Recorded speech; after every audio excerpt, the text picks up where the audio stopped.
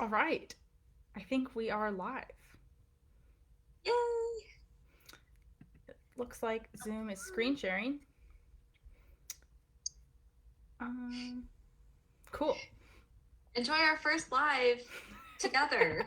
That's Yes. good technology. Joint Zoom. Yay! Well, we know how to do Zoom. It's Zoom over Facebook Live. I think we did it. Yeah. So, I think it's working, but if anyone's watching this, let us know if it's not working. Yes. And actually, I wonder if I can open up comments on my phone. I can see the comments. Okay, so just let me know if I'm talking. Just interrupt me that no one can hear me or something. Okay. Yeah. Okay, well, first of all, since this is our first live together, I'm Amanda. I'm This is Anna. Flute, and then she does clarinet and sax. And yeah, we are the Virtual Woodwind Academy. We started this business together 3 years ago. We freaking love it, and we're here to talk about breathing. So, yeah, should we wait a minute for see if anyone joins in, or should we just get started? I think we got one person, so let us just know if you're watching if we're doing a Zoom screen share. So let us know if you can hear us okay or if you can't. um, cool. Yeah. So we'll just go into it. So we're gonna be talking about Oh, breathing and breath support. okay, so we got a question in the Facebook group to ask basically how the diaphragm plays into your breathing, and how to basically make sure that you're getting enough full breath of air so that you don't run out. Okay, so again, let us know in the comments. Recording in progress. I'm recording now. Awesome. So let us know in the comments again if you can't hear us or if there's any weird noises or anything like that.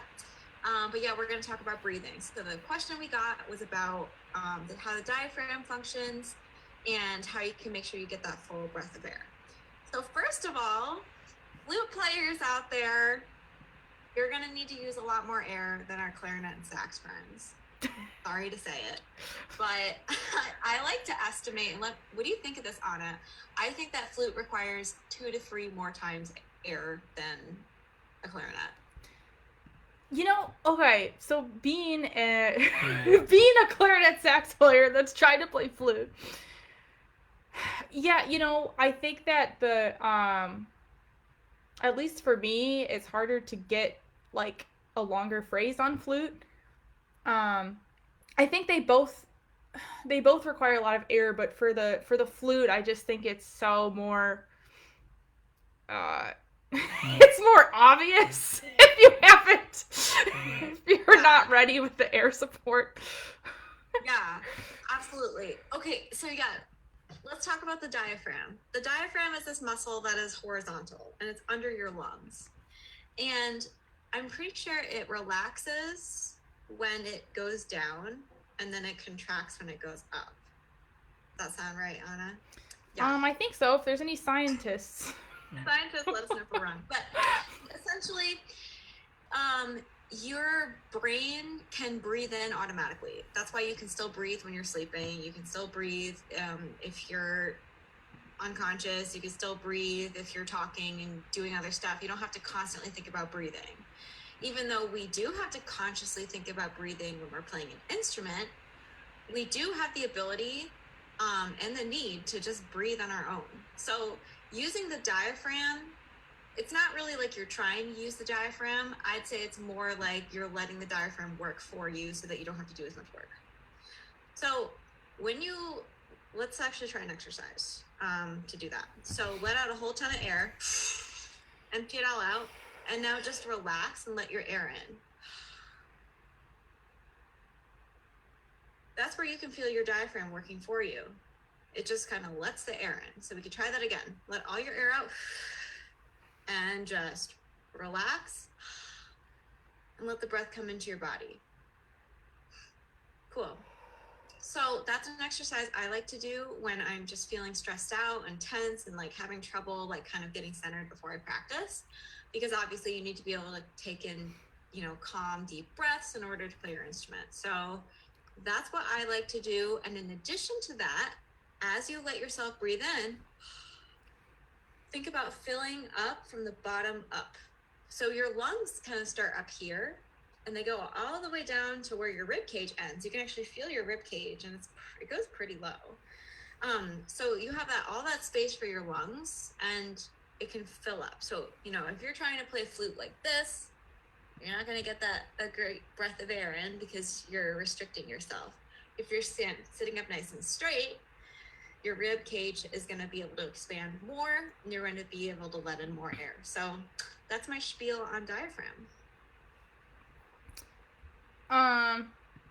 Yeah, I thought that was awesome, Amanda. And during the first month of our virtual Woodwind Academy, in our effective practice strategy section, we're going to be doing a whole lot more of the breathing exercises too.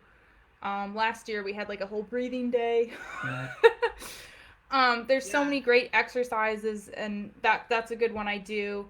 Another one I do that could probably be helpful for flute players too is so everything Amanda said about breathing from the bottom,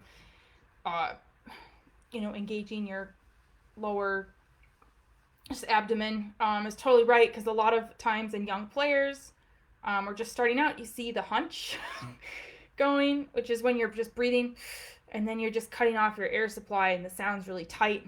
So the other one I do, I used to teach beginning voice lessons, is I do the hissing exercise. So basically, you just take a deep breath in, put your hands on your stomach, and just like on S, like a snake. And I try to keep my stomach inflated.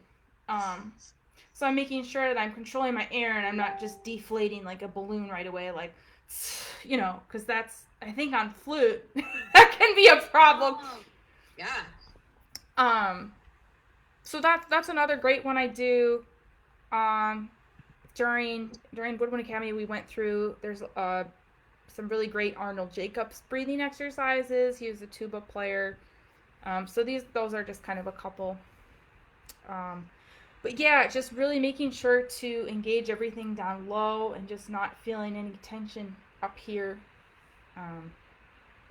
Yeah. We talked about the tone video about that before, where how tension here affects your tone. It's also going to affect your breathing. So if you're less tense in your neck and your shoulders and standing up nice and straight, you're going to have an easier time taking in a deep breath of air and having a nice tone. Yep. Yeah. But yeah, we're having the first section of Woodwind Academy, the first month, is effective practice strategies, and breathing is a huge part of practicing effectively, because if we're not breathing well when we're practicing, then when we actually start breathing well, we find that there's issues of like, oh, why did the intonation change? Or, I don't know where I'm supposed to breathe in my music, and it's all different now, and I don't have it planned out, and all that kind of stuff. So we dive deep into that, and our pre-sale is this week. So if you haven't signed up yet, this is your chance to sign up for what is normally the cost of only half the program. Yeah, 6 weeks of the program. So, because it's normally $400 for each one, but now it's $600 for the entire thing. So, yeah, let us know if you have any questions about Woodwind Academy. We're also going to be posting some of our most frequently asked questions, because you guys have been emailing us and DMing us some questions, and we want to make sure that we answer them in case any of you other guys have the same question. So we'll be posting that later, and you can always reach out to us to ask more questions about breathing, more questions about Woodwind Academy, or anything else that comes up when you're practicing. Yeah, let me just see if anyone else has any comments about breathing here. Yeah. I'm trying to think of some other tips that I see with my students that I could really help with. This is probably a thing for flute too, for clarinet and saxophone players. You want to be really aware of your posture, which is also something we can talk deeper about, but just like right now, my posture is terrible. I'm like hunched over my computer, so even if you are getting your breath support, if you're trying to, I notice for saxophone, we like to do this, especially if we're using those like stand covers, like that are in front of us. So just being careful not to hunch over, and then also just like practicing standing sometimes too. I think for flute, that can help eliminate a lot of bad habits. I see this a lot. Yeah, and people tell me why they can't breathe like this. I think like sometimes people see stuff on like a YouTube video. And then like but yeah. Has anyone seen the YouTube video of this? And been like, this is good flute posture? Or they can play like that, so can I. Look how hunched over I am. Yeah. Yeah. Yeah. Anyway, cool. I think we answered everyone's questions so far. So if you think of anything else, just leave us a comment. Yeah, but we'll post this. And I guess we'll wrap up for today. Yeah. And remember, our pre-sale is going on for only 2 more days if you want to take advantage of the 40% off. We already have people enrolling. We're super excited. And yeah, just let us know if you have any questions. Bye, everybody. Bye.